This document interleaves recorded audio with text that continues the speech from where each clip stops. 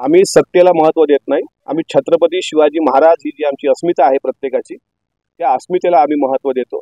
आणि हे आंदोलन मूक पद्धतीने, कारण हे चुकीचंच आहे. जे काही घडलं ते चूक कबूल करून पुढे जाणं हे खूप महत्त्वाचं असतं आणि ते औदार्य राष्ट्रवादी काँग्रेस पक्षाने दाखवलं.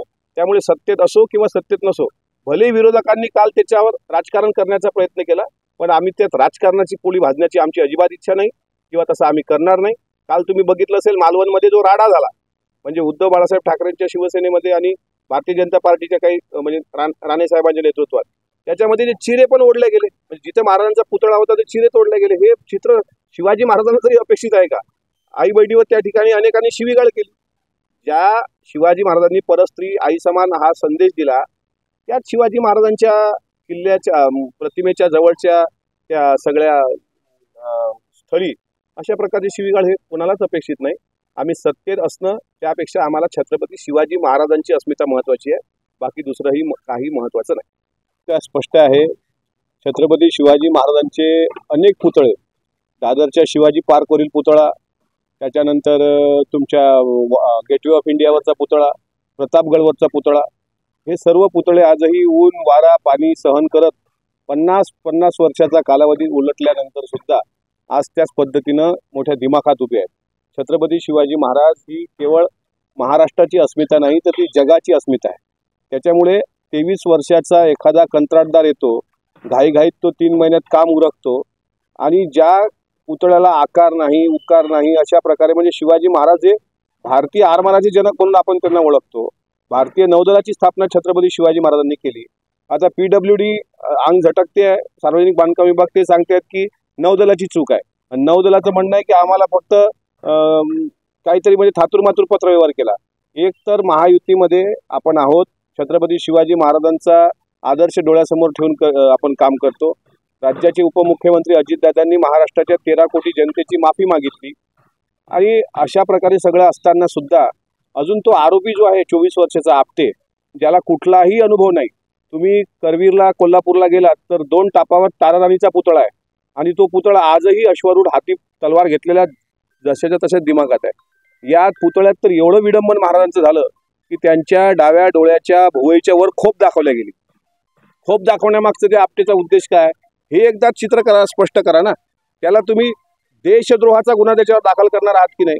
राष्ट्रवादी काँग्रेस पक्षाची भूमिका ही शिवशाहू फुले आंबेडकर विचाराची भूमिका आहे. म्हणून आम्ही संविधानिक पद्धतीनं आज हे मूक आंदोलन या ठिकाणी करतो आहोत. रीतसर जिल्हाधिकाऱ्यांकडे आम्ही निवेदन देतो आहोत की जो पुतळा पडला तो पडायला नव्हता पाहिजे.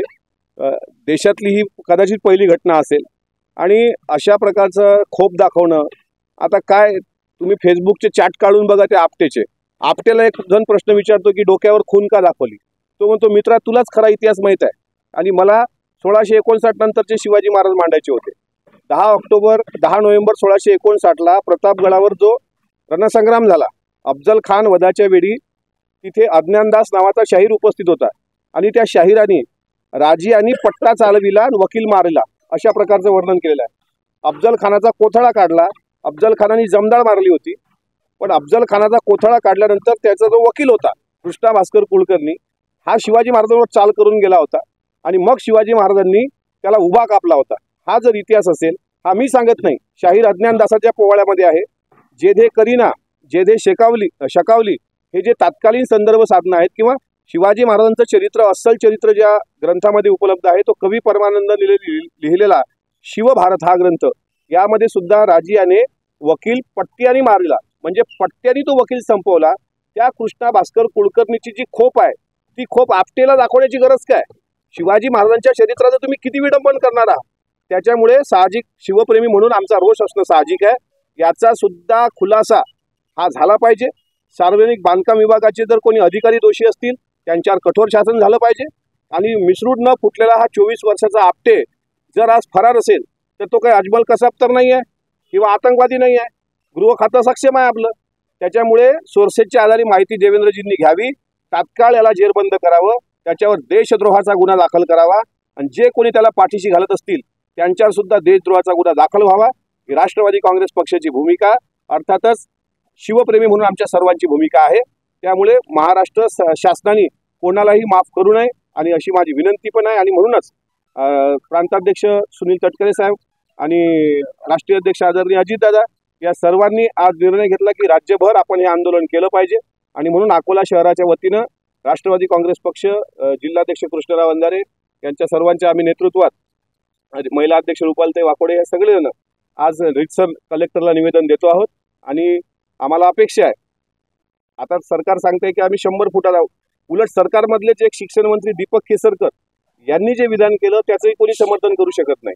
एका जबाबदार पदावर असणाऱ्या मंत्र्यांनी सुद्धा शिवाजी महाराजांवर बोलताना एकदा 10दा विचार केला पाहिजे.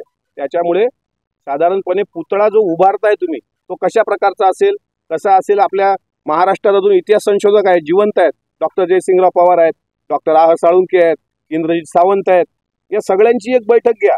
शिवाजी महाराजांचा आरमाराने उभारलेला पुतळा कसा असावा, तो सिंधुदुर्ग, मालवण, आता तुम्ही बघा जंजिरा किल्ला आता पाण्यात आहे, जलदुर्ग आहे, आपला आणखी सिंधुदुर्ग किल्ला हा पण पाण्यात आहे, खारं पाणी असते समुद्राचं.